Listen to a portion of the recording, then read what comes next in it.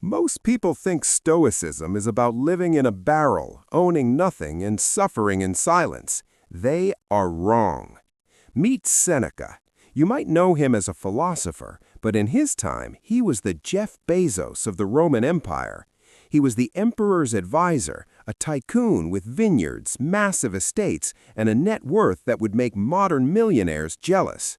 Yet despite having unlimited gold at his fingertips, he wrote more profoundly about poverty than anyone in history. Why? Because he knew a secret that 99% of rich people today have forgotten. He knew that wealth isn't the cure for your anxiety, it's often the cause. Today, we are decoding the billionaire Stoic's 4 rules for wealth. This isn't about how to make money, it's about how to stop money from owning you. Rule number 1. Wealth is a tool, not a badge. The first step is to understand what money actually is in the Stoic framework. The Stoics classified things like money, health, and reputation as preferred indifference. This sounds like a contradiction. How can something be preferred but also indifferent? Here's the key. It is preferred to be rich rather than poor, just as it is preferred to be healthy rather than sick. The Stoics were not masochists. However, these things are indifferent because they do not define your character. They do not make you a good person or a bad person. Think of money like a sharp knife. In the hands of a master chef, a knife is a tool of creation. It can prepare a feast. But in the hands of a child or a madman, that same knife is a tool of destruction. The knife itself is innocent. The value comes from the hand that holds it. Most of us treat money as if it were the chef itself. We think money will cook the feast of happiness for us. But Seneca warns us, for many men, the acquisition of wealth does not end their troubles. It only changes them. If you are anxious while you are poor, you will be an anxious rich person. You will just have more expensive things to worry about. So rule number 1 is a mental shift. Detach your self-worth from your net worth. Look at your bank balance and say, this is a resource I manage. It is not who I am. When you stop needing money to validate your existence, you strip it of its power to terrify you. Rule number 2. Inoculate yourself against fear. Practice poverty. But how do we deal with the visceral fear of not having enough, the fear of losing it all? Seneca offers a solution that sounds radical to the modern ear. He advises us to practice poverty. He isn't saying you should give away all your money. He is saying you should simulate poverty to prove to your brain that it isn't scary. Look at Warren Buffett.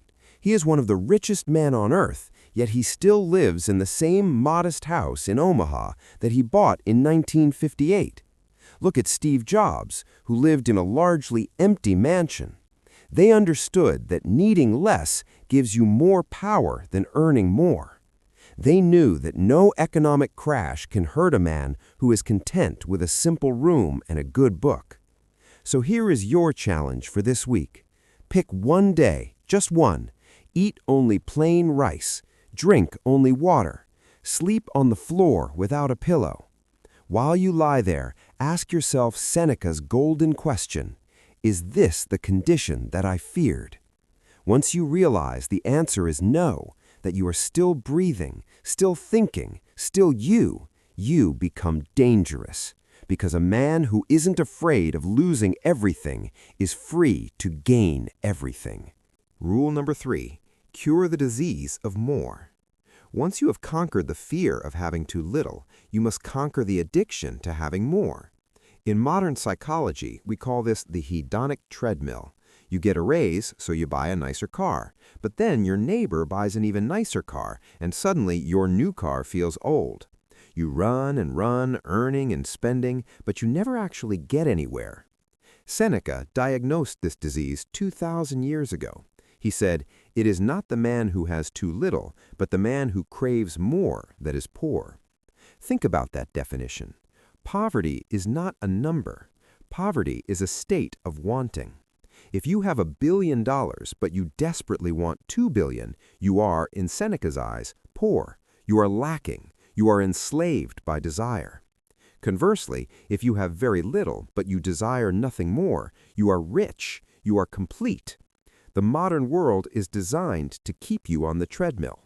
Every advertisement is engineered to invent new needs in your brain. To break this cycle, you must define your enough. What is the lifestyle that is actually sufficient for you, not the one that impresses others? When you define enough, you create a finish line. And when you have a finish line, you can actually win the race.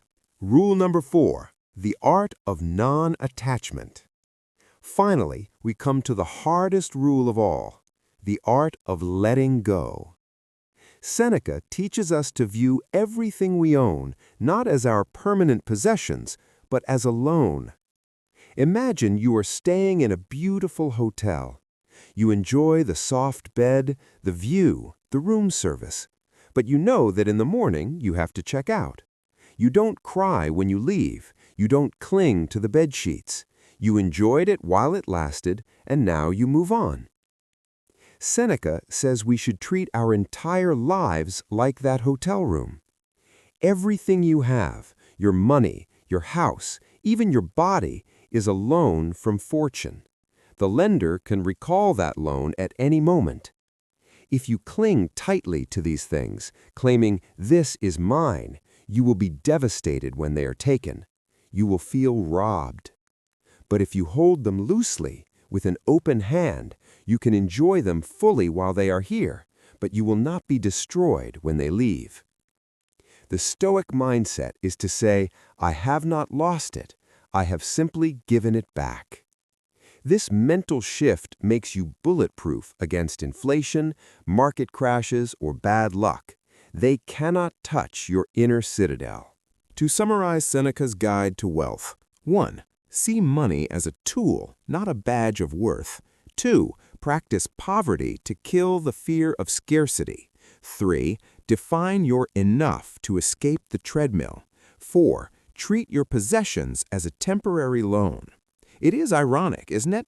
The best way to attract wealth is often to stop needing it so badly. When you are desperate, you make bad decisions. When you are calm, detached, and fearless, you think clearly. You act with wisdom. Master your mind, and you will find that you are already rich. If you're ready to take the Stoic challenge this week, comment "I accept" down below.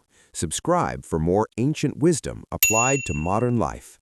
See you in the next video.